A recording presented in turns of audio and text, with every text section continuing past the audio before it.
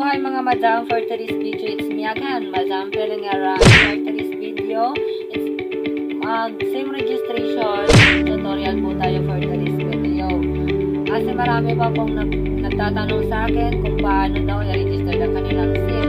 So for today's video, keep on watching naman po para maturuan ko po kayo step by step kung paano ba i-register ng inyong mga SIM.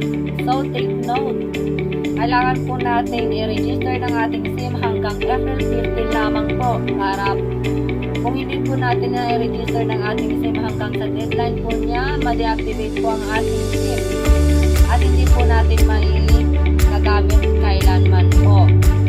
So for today's video po, ang kailangan po natin sa ating registration, syempre una ay cellphone, pangalawa po SIM syempre, at pangatlo ay ang ating valid ID.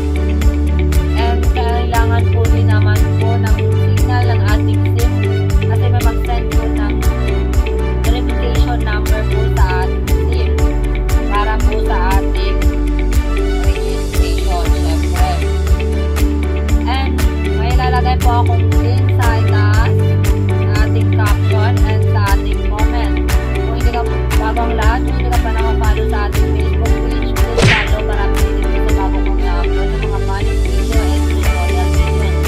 At ito pa po, kung hindi ka po nakapalo at nakasubscribe sa ating YouTube channel, please subscribe and then click on the notification bell para updated ka sa bago kong i-upload ng mga videos. And don't forget na lang po na i-share itong video para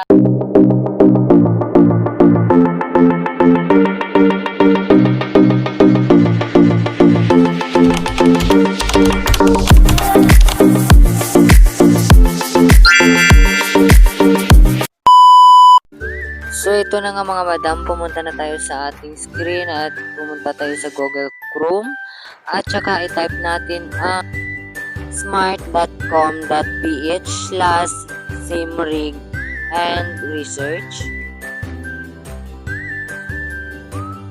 Kasi dyan na po kayo guys kasi nagkamali ako dyan.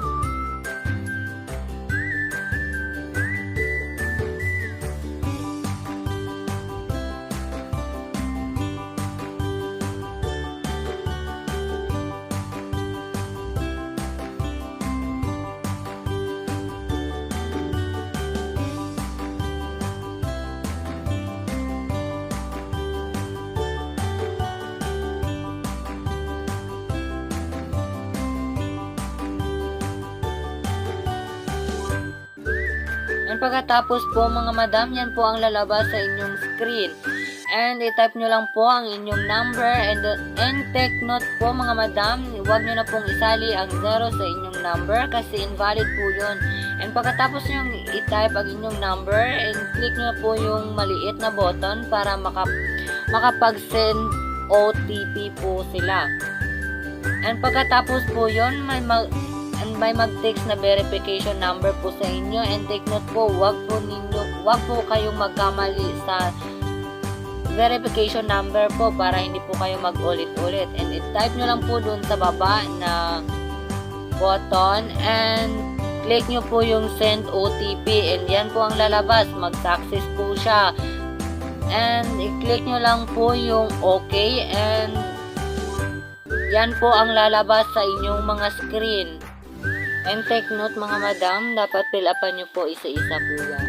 And ang una nyo pong fill upan ang type of registration. May pipilian po kayo dyan at i-click nyo lang po yung down button.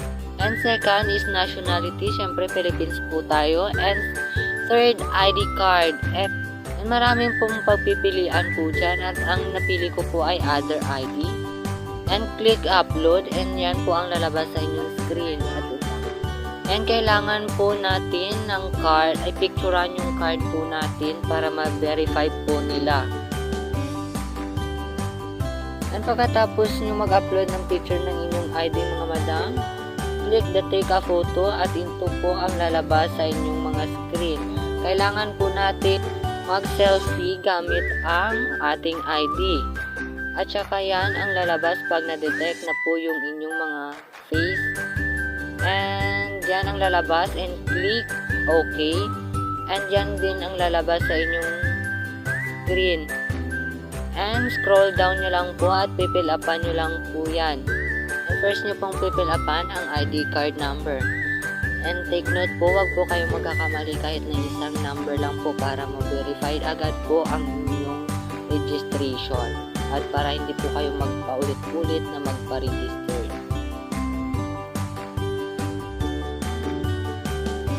Pagkatapos nyo po mag-fill up ng ID card and fill upan nyo na din ang first name nyo. And second, i-click nyo lang po yung maliit na button sa middle name. And fill upan nyo na din yung last name nyo. And pagkatapos, fill upan nyo na din yung birthday, 6, and click the next. And yan ang lalabas sa inyong mga screen. And first, yung fill upan, house or lot number. Take note po, kung nasinsos po kayo, yung pinapadikit po sa kartahan nyo, yun po yung number na kukunin nyo. And second, street, kung saan po kayo nakatira.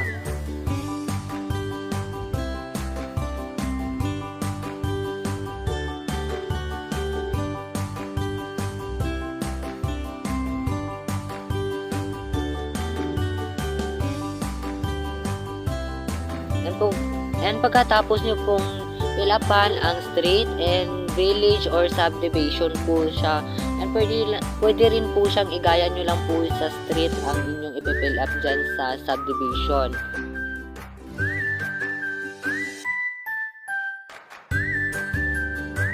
And pagkatapos mga madam, ipill upan nyo din yung unit or floor. And pagkatapos, fill upan nyo na din yung building. Pagkatapos, fill upan nyo na din po yung province kung saan po yung province ninyo.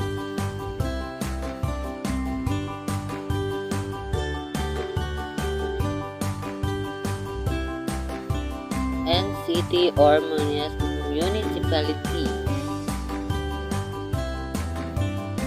At pagkatapos, barangay nyo kung saan kayong barangay na belong. At kung natapos nyo ng fill upan lahat mga madam, automatic po na may ibibigay silang zip code. And click nyo lang po yung ibinigay nilang zip code. And scroll down nyo lang. And fill upan nyo lang po yung contact number. And take note mga madam, ang ilalagay nyong number dyan ay yung ipa-register nyo po.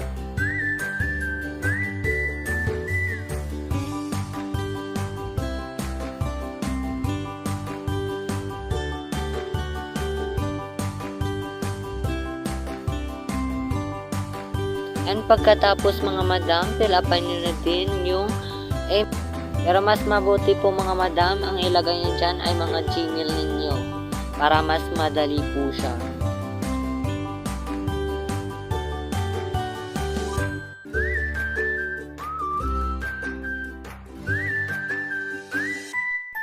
And pagkatapos mga madam, click the next button. And yan po at magluluding siya, tsaka yan po ang lalabas po sa inyong screen. Dapat po i-click nyo po yung maliit na button na dalawa po and click the next button. And take note mga madam, this tutorial is for smart only. And yan po ang lalabas and screenshot nyo po yan kasi mahalaga po yung number na yan. And thank you.